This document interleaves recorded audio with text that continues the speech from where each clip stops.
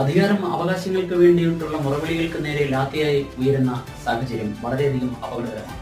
ഭരണഘടനാ പ്രിവിലേജുള്ള എം പിയുടെ മൂക്കിന് പോലും അടിയേൽക്കുന്ന ഒരു ഭരണകൂട സാഹചര്യമുള്ള കേരളത്തിൽ 250-ലേറെ ദിവസമായി തലസ്ഥാന നഗരത്തിൽ സമരം കിടക്കുന്ന ആശാവർക്കർമാർ മഴയത്തും പൊരിവെയിലത്തും നമ്മുടെയൊക്കെ വീടുകളിലെത്തി നമ്മുടെ ആരോഗ്യ കാര്യങ്ങൾക്ക് വേണ്ടുന്ന നിർദ്ദേശങ്ങൾ തരികയും അത് ആരോഗ്യരംഗത്തെ വിദഗ്ധരുടെ അരികിലേക്ക് എത്തിക്കുകയും ഒക്കെ ചെയ്യുന്ന ആശാവർക്കർമാർ അവരുടെ തുച്ഛമായ ചില ആവശ്യങ്ങൾക്ക് വേണ്ടിയിട്ടുള്ള സമരം തുടങ്ങിയിട്ട് 8 മാസത്തിലധികമായി.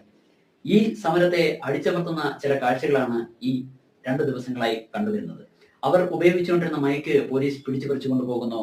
തുടർന്ന് പോലീസ് വാഹനം പോകാൻ അനുവദിക്കില്ല എന്ന് പറഞ്ഞ് റോഡിന് നടുവിലേക്ക് കയറി കിടന്ന ആശാവർക്കറുടെ നേരെ ജീപ്പ് കൊണ്ട് കയറുകയും ചെയ്യുന്ന കാഴ്ചകൾ വളരെയധികം നടക്കുന്നതാണ്.